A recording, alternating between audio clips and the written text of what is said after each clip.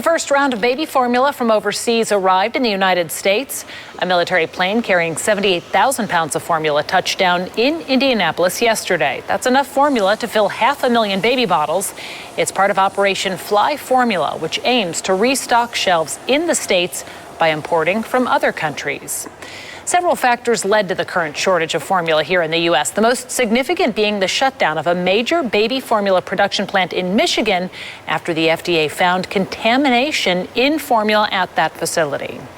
As the U.S. rebuilds supply, some are targeting families desperate to feed their babies. Yeah, the Federal Trade Commission warning families about people offering formula online only to take your hard-earned money and never deliver.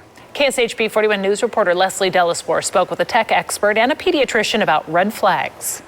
Because anytime there's a crisis, cyber criminals are always looking at ways that they can make money. Even during this baby formula shortage. So it doesn't take much to go in the marketplace, take photos of baby formula, and then post them online in order to lure people to trick them out of their money. With store shelves empty, tech expert Burton Kelso says don't trust everything you see online. Because criminals will take ads out on Google searches, so those ads will actually appear before a legitimate source on Google. Kelso also says check reviews, company history, keep track of shipping, and use a credit card instead of a debit card to pay. Getting strange demands for like gift cards for payment or even asking to be paid in cryptocurrency, that definitely should be a sign that you need to leave that website. And if you are indeed scammed when purchasing baby formula, you're more able to get your money back quickly with a credit card than you would be with, say, a debit card. Most importantly, stick with larger, well-known sites and be cautious when it comes to third-party vendors. People that turn to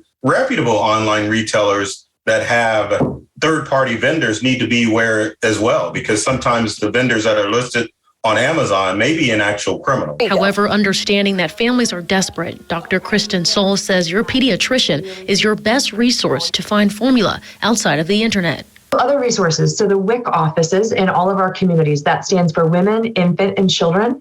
Those are often resources, especially for those who may have less resources than others. That's going to be an important piece.